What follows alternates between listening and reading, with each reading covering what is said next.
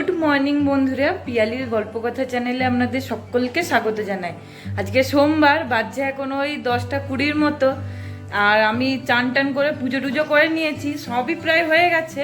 আর এখানে একদিকে ভাত হচ্ছে আর একদিকে সৌরভের জন্য চা বসিয়েছি। আর সৌরভ যেহেতু লিকার চা খাই, ওই জন্য এখানে বসিয়েছি। চাটা হয়ে গেছে, এবার ওকে দিয়ে দিচ্ছি। এখানে কোথায় বসবে? নিচে না। আর এইদিকে আজকে রান্না হবে বলতে এখানে শুক্তোর সমস্ত কিছু জোগাড় কেটে রেখেছি। আজকে শুক্তো হবে। আর এখানে ডালটা সেদ্ধ করে রেখেছি, ওই টমেটো, গাজর, কাঁচা লঙ্কা এইসব দিয়ে আর কি ডালটা সেদ্ধ করা আছে। আর এখানে সিমটাও সেদ্ধ করে রেখেছি।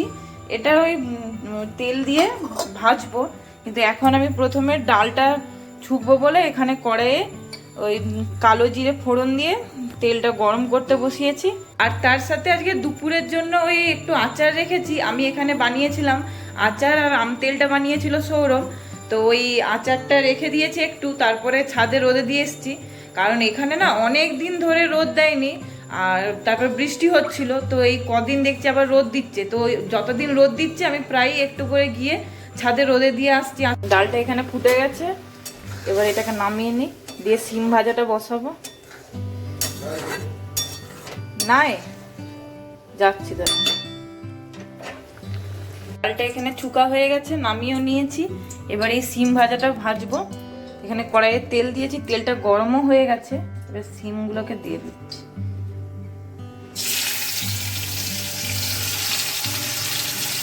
আমরা আজকে এখনো জল খাবার খাইনি। আর আজকে জল খাবারে বানিয়েছি আমি গোটা মুসুরির ডাল। তো ওটা বানিয়েছি শুধু সৌরভের জন্য, আর আমার জন্য দুটো রুটি আছে। এই যে এখানে গোটা মুসুরির ডালটাও হয়ে গেছে চুকা। একটু শসা মূলো কেটে রেখেছি সৌরভের জন্য। আর এই যে এখানে ডালটা সেদ্ধ করা হয়ে গেছে, ছুকেও নিয়েছি। আর এটার মধ্যে দুটো রুটি আছে আমার জন্য। তো আমি আজকে একটু চা করব, দিয়ে দুটো রুটিই খাবো।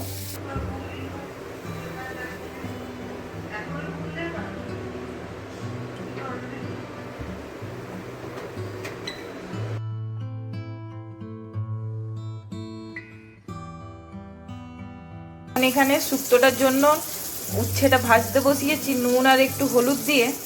আর এখানে বড়িটা ভাজা হয়ে গেছে।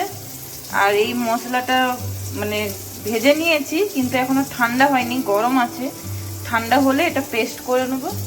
আর এখন উচ্ছেটা ভাজা হয়ে গেছে, এবার এটা তুলে নিচ্ছি। বেগুনটা এবার ভাজতে, এখানে বেগুনটা ভাজা হচ্ছে।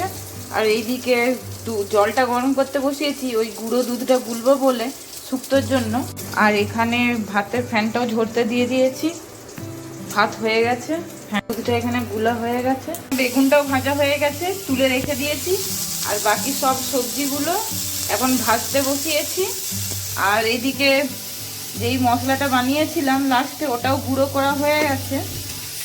তো এটা এখন ভাজা হোক, দিয়ে একটু আদা আর কাঁচা লঙ্কা ওই গ্রেড করে রেখেছি ওটাই দিয়ে দেবো আর কি। আদা আর কাঁচা লঙ্কা যেটা গ্রেড করে রেখেছিলাম ওটা এর মধ্যে দিয়ে দিয়েছি, দিয়ে এবার হালকা কষে নিচ্ছি আর কি। দুধটা ঢেলে দিয়েছি, এবার এটা ভটভট করে ফুটে যাক, দিয়ে সিমে করে ঢাকা দিয়ে দেবো। এই সবজিগুলো পরে একটা একটা করে দেবো। এখন এইগুলো ভালোভাবে সেদ্ধ হোক, একটু একটু সেদ্ধ হয়ে গেলে এইগুলো তখন দিয়ে দেবো। এটা প্রায় ফুটে গেছে, ঢাকা দিয়ে দিচ্ছি, গ্যাসটা সিমে করে দিচ্ছি। সবজিগুলো একটু সেদ্ধ হয়ে গেছে, উচ্ছেটা আর বেগুনটা দিয়ে দিচ্ছি এখনই। ভেবেছিলাম একটা একটা করে দেবো, কিন্তু দিয়ে ভাবলাম যে না, একসাথেই দিয়ে দিই।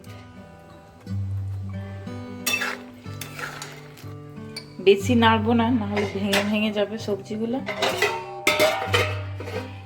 সবজিগুলো সব ভালোভাবে সেদ্ধ হয়ে গেছে, আর এখানে প্রায় হয়েও গেছে শুক্তোটা। আর সবজিগুলো একটাও ভাঙেনি, কারণ আমি নাড়াচাড়া বেশি করিনি, ওই জন্য মাঝে মাঝে একবার শুধু ওই হালকা করে উপর থেকে একবার নেড়ে নিচ্ছিলাম আর কি। এবার এই বড়িগুলো দিয়ে দিচ্ছি এটার মধ্যে।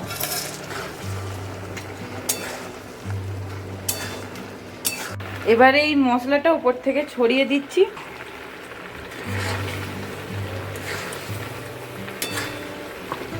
শুক্তো এখানে হয়ে গেছে, এবার এটা নামিয়ে নিচ্ছি। শুক্তো এখানে হয়ে গেছে, রান্নাও আজকে হয়ে গেছে। তো চলুন বন্ধুরা, আজকের এই ভিডিওটাও তাহলে আমি এখানেই শেষ করছি। ততক্ষণে সবাই খুব ভালো থাকবেন, আর আমার ভিডিওটা ভালো লাগলে লাইক কমেন্ট শেয়ার করে দেবেন। দেখা হচ্ছে নেক্সট ভিডিওতে।